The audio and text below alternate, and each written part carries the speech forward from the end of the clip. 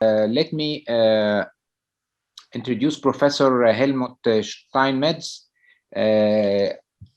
Professor Helmuth is a chairman of the and professor of neurology, University of Goethe, Frankfurt, Germany, with more than 30 years of experience. And he is a worldly renowned neurologist. His clinical focus including multiple sclerosis, Parkinson's disease, epilepsy, movement disorder, and stroke. He heads the neurology department, which includes the section of neuropsychology, approved by the German Society of Neuropsychology. He is a he has more than 120 publications in peer-reviewed journals. We always like to listen to Professor Helmuth. He's a close friend, and we are cooperating together through even our universities, and we are having a common students with us, and we like always to hear his presentations. He will talk today about secondary stroke prevention. Please, Dr. Helmuth. Professor Hani, thank you very much for your kind introduction, and thanks to Dr. Suhail for inviting me. Dear friends and colleagues in the MENA region, unfortunately we cannot meet personally today, but maybe the advantage is that I saw that we have 350 participants, so that's quite a lot, and maybe it's more than we would have with a physical meetings physical meeting at some place in the world. So I was grateful to get the task of telling you about recent updates on secondary stroke prevention, and I'm going to focus myself on the last 18 months and discuss some of the papers I found important. And those are the topics I will cover. First is news about LDL lowering and the new LDL target. I will talk about antiplatelet treatment, meaning single and double antiplatelet treatment. I will tell you about some of the latest studies published on head-to-head comparisons of NOACs and atrial fibrillation. I will discuss a paper that really impressed me in the Lancet later on, and at last I will show you what's in the pipeline of secondary stroke prevention and maybe coming next. My conflicts of interest have nothing to do with today's topics, so don't worry about that. I'm not telling you anything what I'm paid for. And I'll start with, and the slides are always built like that. I mean, on the bottom is the message, above is the title, and in between are the data from the trials, and I'll also discuss some of the latest news from the changes in the guidelines, the German guidelines, the European guidelines, and the American guidelines, which have been renewed just recently. So, first topic, LDL targeting after stroke and TIA. This is the Treat Stroke to Target trial, a French trial coordinated by Pierre Amarenko, published in the New England Journal 18 months ago. Many of you will know it, but it was one of the important trials in secondary prevention of the last 18 months. So it has a place here to be discussed. Patients were included after, as I said, minor stroke or TIA, and were targeted, and they had, that's important, they had at least had to have some evidence of atherosclerosis, being it coronary heart disease or being some ultrasound or imaging findings of 50% stenosis or more, not causing the stroke, of course, but evidence of atherosclerotic pathogenesis in these patients, and they were randomized to one group trying to lower their LDL in the conventional target zone, let's say 19 to 110, and the other in the lower target zone below 70. It was due to the physician which statin he wanted to use, and if he didn't reach the target zone, he was allowed to add ezetimibe if needed. which was the case in 1/3 of the patients. So that shows you that over a period of 9 years after including these patients, and this target was reached very well in this study. So the groups reached their targets, and what was the outcome? It was a combined outcome: stroke, myocardial infarction, or vascular death, or any vascular intervention. You see here 8-year follow-up, and you see very well that the higher target group, let's say, meaning the 100 milligram per deciliter LDL group, had a higher event rate, combined event rate, than the lower target group by, let's say, almost 5% after 8 years, which is, of course, an important finding. Paralleling the findings in cardiology, I mean, it's more, so the neurologists also switched to the, let's say, cardiological management mode regarding LDL in patients where we assume that atherosclerosis is playing a role in stroke or TIA pathogenesis. The guidelines of the American Heart Association and of the German German Stroke Association Society have been changed just after this study, saying now that in patients with ischemic stroke and evidence of atherosclerosis, LDL reduction below 70 is recommended. If this is impossible, then that's the German addition to the guideline. One could live with a reduction by 50% of the pre-therapeutic level. So that's the news about LDL. Maybe there are other principles coming, but this is not nothing to talk about tonight, and the data are not ready to recommend other kinds of LDL reduction for neurology.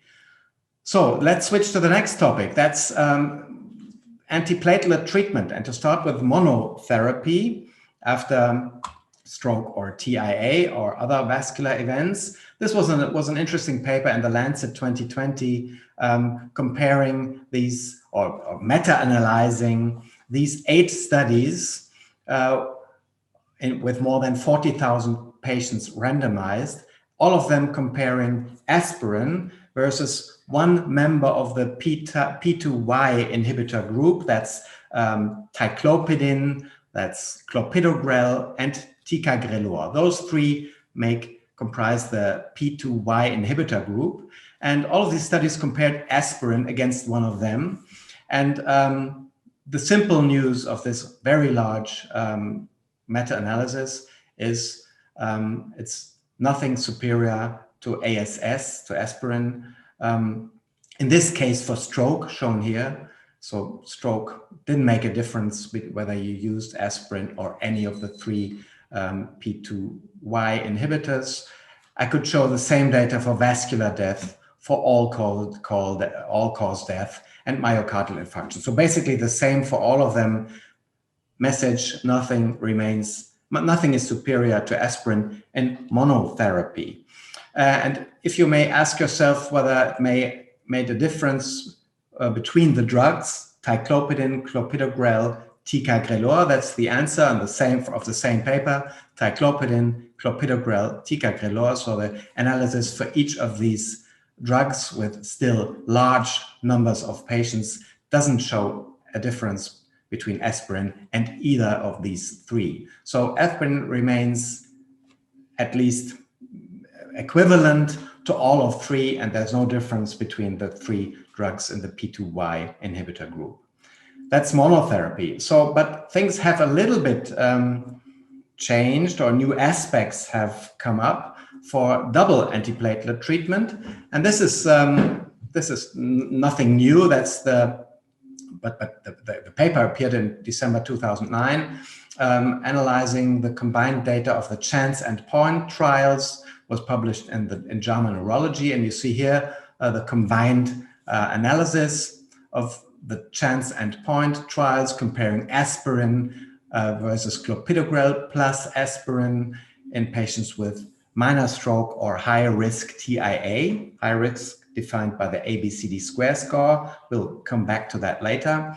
So the comparing aspirin with double antiplatelet treatment in this patient group showed that the double antiplatelet treated patients have a lower number of recurrent stroke, which was significant. This is the good side of the meta-analysis. A bit of a problem may be this one here. That's the number of bleedings, the cumulative probability of major bleedings from both studies, which clearly shows a difference. Let's say almost double as many major bleedings in the clopidogrel aspirin group compared to the aspirin group. Not very surprising. But not significant in this combined analysis. But I mean, it's difficult to say that this has no meaning. So it's almost double as many major bleedings in the combined group. And another thing that you see here that's also important for the next trial I will show you. You see that the both curves of the double antiplatelet treated patients with the aspirin mono treated patients, these curves diverge only for a period of, let's say, 14 to 21 days. After that, they run parallel. So the benefit of this combined treatment develops in the first 3 weeks and stays the same thereafter, whereas the bleeding problem shows diverging curves up to 90 days. So the bleedings, very plausible, I would say, the bleedings tend to occur the longer the time, but the main effect is in the first 21 days. So this is what the guidelines refer to. I will show you in a moment for double antiplatelet treatment. So it doesn't make sense to treat for 90 days, as you can see here. It makes sense to stop that earlier to prevent the bleeding associated with double antiplatelet treatment. There was another trial which, knowing about the chance and point results, had a shorter time of treatment, 30 days. And that's the TALES trial, comparing aspirin with aspirin plus ticagrelor, so a P2Y inhibitor. That was also coordinated in France by Pierre Amarenko. And it showed this result here. You have a difference between this, for disabling strokes, between the mono-treated patients shown up here, suffering more recurrent strokes than the double antiplatelet treatment patients. That was not significant for the non-disabling stroke group, but significant for the disabling stroke group, favoring double antiplatelet treatment with ticagrelor for the first 30 days. But again, here I show you the bleeding side effects, which was significant in this case, 10,000 patients randomized. You see with ticagrelor plus aspirin, you get these numbers of bleeding events compared to placebo plus aspirin, giving this number of bleeding. So there's clearly also here a bleeding problem occurring with the double antiplatelet treatment, which is no surprise, but it should influence treatment decisions for these patients. What have the guidelines done in response to these three groups, chance, point, TALES?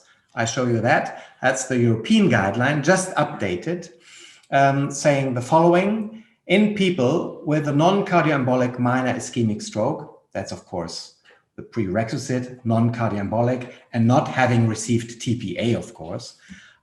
So in those minor ischemic stroke patients or high-risk TIA patients, ABCD score of 4 or more, we recommend 21 days of dual antiplatelet treatment with aspirin and clopidogrel. That's mainly chance and point, followed by antiplatelet monotherapy thereafter. So 21 days. Evidence level, very high, great system, 4+, strong for intervention, the recommendation by the ESO. So what do they, how do they comment the TALES data? That's the recommendation 2. That's interesting. I had 2 recommendations for 2 kinds of pharmaceutical management. In people with non-cardioembolic, mild to moderate ischemic stroke, not having received TPA, or high-risk TIA, in this case, ABCD square score of 6 or more. That was the inclusion criteria of the TALES trial. we suggest 30 days of dual antiplatelet treatment with aspirin and ticagrelor, followed by monotherapy thereafter, especially in patients with evidence of atherosclerotic disease shown in imaging or ultrasound. That was one of the inclusion criteria of the Thales trials. But the quality of evidence is estimated to be moderate only, and the strength of recommendation is clearly weaker than for the aspirin-clopidogrel combination. And because, of course, some colleagues tend to widen the indication for the double antiplatelet treatment. Be careful about that. Think about giving double antiplatelet treatment, and be aware of the bleeding risks these patients have. And that's the expert consensus statement published by the ESO. In people with acute non-cardioembolic low-risk TIA, or in whom the diagnosis is uncertain, all experts voted against use of DAPT over monotherapy. So it's a little bit cautious about monotherapy, reserving that to the high-risk TIA and presumably atherosclerotic minor stroke patients. It's very similar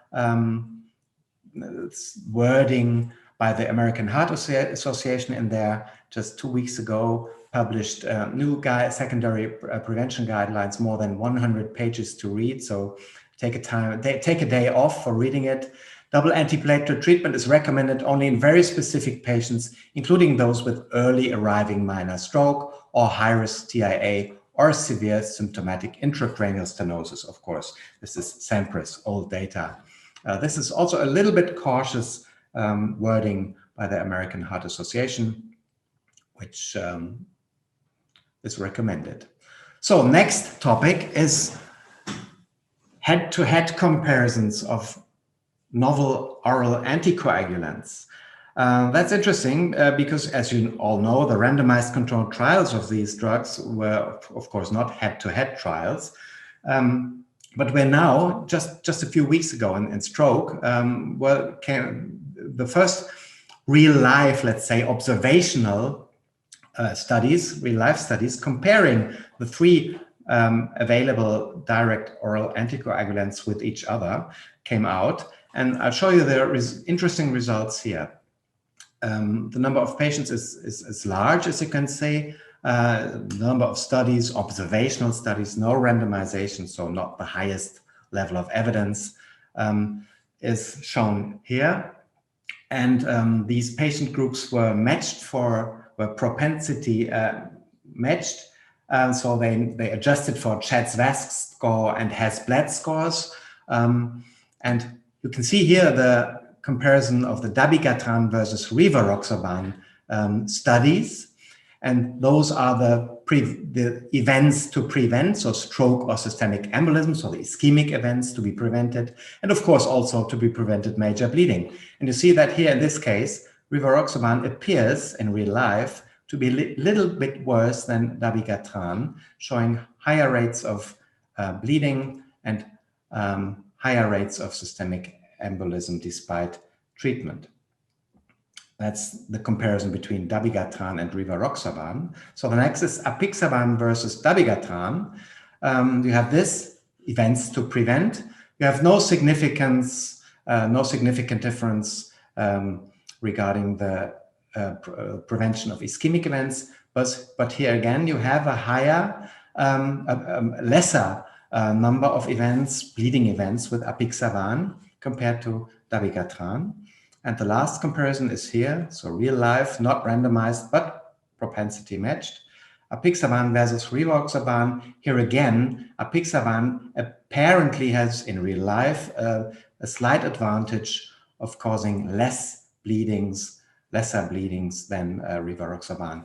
I mean, this is not the highest level of evidence we can have, of course.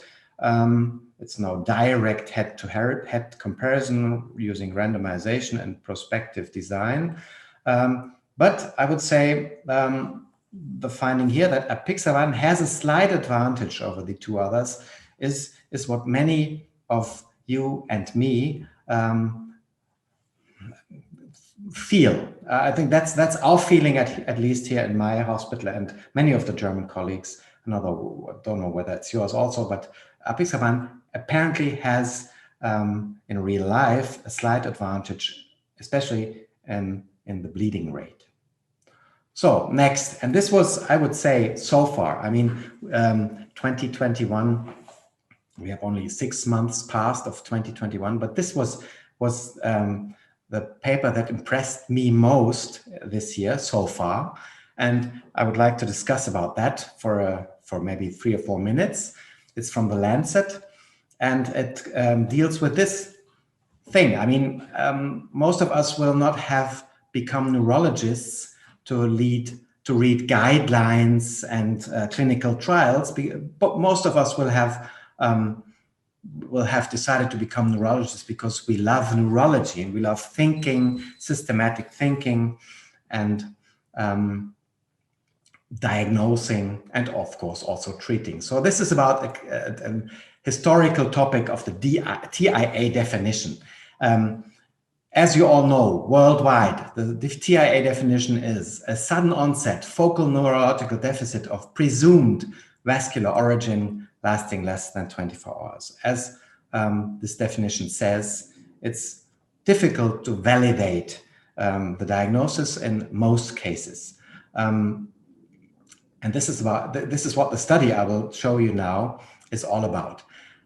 So it's really a pity that we can't have, let's say, votes in the audience now, but I ask you, and you may decide for yourself, what do you think is this? A sudden transient weakness in face, arm, hand, or leg? Patient telling you about this. What do you think it is?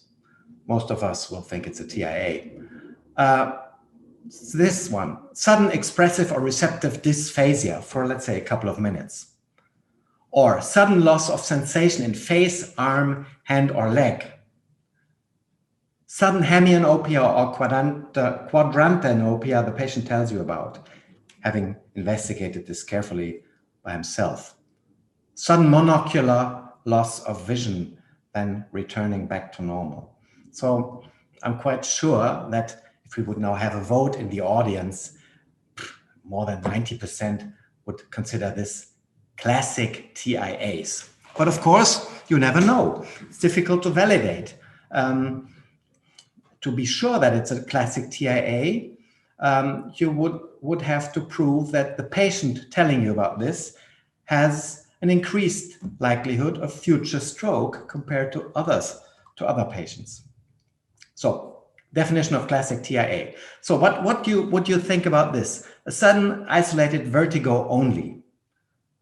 Sudden isolated unsteadiness of gait only. Sudden isolated diplopia only. Would be interesting to have a vote now, but we can't. Sudden isolated dysarthria only. What is it? Is it a TIA? Bilateral decreased vision only. Single segment sensory loss only. What do you think it is? Would be interesting to have a vote. We don't have one. The people from the Oxford Vascular Study, that's the group I'm now talking about, defined all these 6 symptoms as non-consensus TIAs. That's their term for that. You could also term it transient neurological attacks or things like that, because you're not quite certain what it is. And this is clinical neurology, of course, and we know that we will have a huge amount of expert disagreement on what these symptoms reported by the patients represent. And they did a study, and I would have loved to do this study by myself, but I didn't. But the Oxford Vascular Study people, Peter Rothwell, they did it over a number of years, 15 years. They followed the Oxfordshire population, so it's a population-based study that I'm talking about, and they asked the question whether these patients with the non-consensus TIAs are more likely to have future strokes than others. And they sort of validated the diagnosis of TIA using that.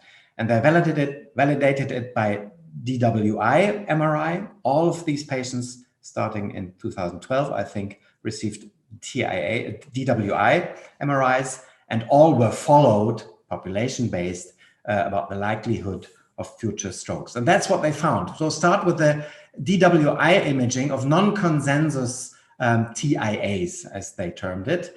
And I can tell you that 9% of the non-consensus TIA group had DWI lesions, making it extremely likely that at least these 9% had cerebral ischemia, infarction in this case. So TIAs being infarctions, clinical TIAs being infarctions.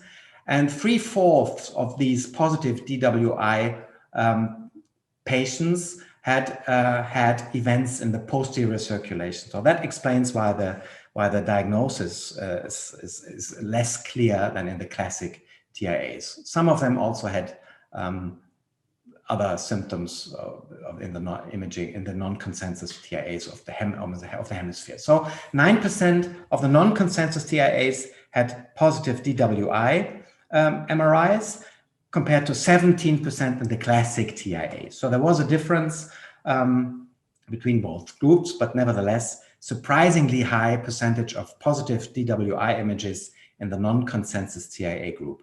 So, but what about long-term follow-up? And you see that here, and this is really the most surprising, that it's almost the same in the non-consensus TIA group compared to the classic TIA group. Meaning, so they have 10% likelihood of stroke after a TIA within the next 19 days, meaning that almost all, at least to me, that means that almost all of the non-consensus TIAs are true TIAs and have suffered cerebral ischemic events. So the 90-day follow-up is almost the same between classic and atypical TIAs in this study. Now let's look into these two groups a little bit further. This is the group of the non-consensus TIAs. So the highest likelihood of future stroke was the subgroup with isolated dysarthria and those with isolated vertigo or ataxia. So that might be interesting for your outpatient clinic. Isolated vertigo, ataxia, or dysarthria are as likely to suffer a stroke in the next 90 days as a classic TIA. Less likely is bilateral decreased vision. You see that down here. So, but still 7 to 8% likelihood of suffering a stroke in the next 90 days. Now let's look into the other group, the classic TIAs. Here, as you would expect, and as the ABCD square score tells us, the cerebral motor TIA is the one by far with the highest risk of developing a stroke within 3 months. The lowest is the monocular, transient monocular blindness group shown down here. So this once again gives reference to what we mentioned before, the ABCD square score, because indeed that's what the ABCD square score shown here, that's the points in the score relative to stroke risk in the next 30 to 90 days. The higher the score, the higher the risk. Paper from 2007, so very old stuff. But you see that unilateral weakness, so cerebral motor TIA, gives 2 points. Duration gives 2 points, making it more likely that you get a DWI lesion and things like that. So this underscores the likelihood of the ABCD square in judging TIAs. And if you're in doubt whether your patient has a TIA, remember that it's likely that he had one. So that's the message from me from this paper. So what's else in the pipeline? So I'm now narrowing the 30-minute margin. What else is in the pipeline for the future, maybe for next year or the year after? There's a new principle that's currently being tested. It's factor 11 inhibition. It's plasma thromboplastin antecedent inhibition. That's currently studied in 2 antithrombotic trials investigating patients with minor stroke or high-risk TIA. So they add to either monotherapy with an antiplatelet agent or double antiplatelet treatment. They add factor 11 inhibitor. We'll see what comes out of that. My hospital is taking part in these 2 studies here, Pacific and Axiomatic. So that's the third, let's say, or second antithrombotic principle, adding to antiplatelet in antiplatelet action. The second is also now entering neurology, I would say. it's the CONVINCE study. That's something that has already entered cardiology. The addition of colchicine, a very old anti-inflammatory drug, being added to antiplatelet drugs in this randomized controlled trial named CONVINCE. So my personal feeling is that this is something very promising. Very promising. Colchicine adding to antithrombotic agents. We will see about that in, I would say, 2 years' time. The third topic is improved detection of atrial fibrillation after minor stroke and TIA. I mean, it's something that's not very surprising. It's just a paper 1 week old in the JAMA, again showing, as other trials have shown before, that if you use implantable loop recorders for screening for atrial fibrillation in your patient and can compare that with less invasive and shorter principles of recording, then of course you get a higher rate of atrial fibrillation in the more intensively studied population. So that's not very surprising. The big question is whether using more aggressive screening for atrial fibrillation in these patients will also alter their clinical outcome, because that's not guaranteed, because it may be a more benign subgroup or whatever. So this is something this is a German study. We're also part of it, the FIND AF2 study. This compares in patients with a negative 24-hour ECG, compares two things. They are randomized in 7-day ECG with conventional surface electrodes compared to implantable long-term cardiac monitors, and looks for the clinical endpoint. So looks for whether are these patients receiving more anticoagulation, and does that change their long-term outcome? Because that, of course, is something we would like to know before we use implantable monitors as a routine procedure in the maybe far future. So this is something else in the pipeline. And my summary slide with these 5 points, now 30 minutes are over. Remember that the new LDL target in all guidelines is now 70 milligram per deciliter in patients where you think this is most likely atherothrombotic in origin. Remember that nothing is superior to aspirin in antiplatelet monotherapy. No reason to use another one, except the patient doesn't tolerate aspirin. If you decide for double antiplatelet treatment, restrict it to 21 days, and don't give it, of course, in patients having received TPA. And maybe you should prefer aspirin plus clopidogrel over aspirin plus ticagrelor. Lancet study, Oxford Vascular study. If you're in doubt whether this has been a TIA, it's likely to have been one. And promising new options are the factor 11 inhibition, anti-inflammatory colchicine application, and maybe improved AF detection in the future with implantable electrodes, altering clinical outcomes.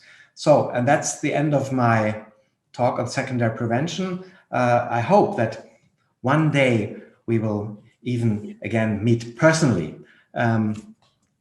Ready for discussion. Thanks very much for listening to me.